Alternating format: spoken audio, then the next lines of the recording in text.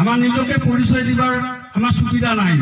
আমার মহিলাগিরা যারা মেখেলা চাদর পিন্ধি কুমারিকাটা বাজারে যাবে তাহলে মানুষ কি করবে, অসমীয়া হয়তো কবে, শাড়ি পিন্ধি গেলে হয়তো বাঙালি বুলি কবে নহয়। এবার যদি তোমরা আমার জাতিগুলা পাতানি পিন্ধি যায় তো কুমারিকাটা হোক তামুলপুরে হোক দেখিলে কবে যে এগুলা রাজবংশী মহিলা, কবে না নাই? হ্যাঁ, এরা কবা ধরছে নাই রাজবংশী মহিলা। কিছুমানে কয় পাতানিরা পিন্ধিলে বলে ফসি যাবে, পাতানি পিন্ধে খায় ফসি করি নিজে জাতির ভেদ। তোমরা পাতানি পিন্ধতে এমন ধুনিয়া করে পিন্ধিবার পারবে না, দেখিলে একদম আজি বিশ্ব সুন্দরী আজি হয়েছে। পাতানি পিন্ধিয়ে বিশ্ব সুন্দরী পুরস্কার পাওয়ার সক্ষম হয়েছে, এমন বড়িয়া করে পিন্ধিছে পাতানি পিন্ধিয়া, মানে আজি হামাস হওয়া বেড়ে বাদে হচ্ছে বিশ্ব সুন্দরী।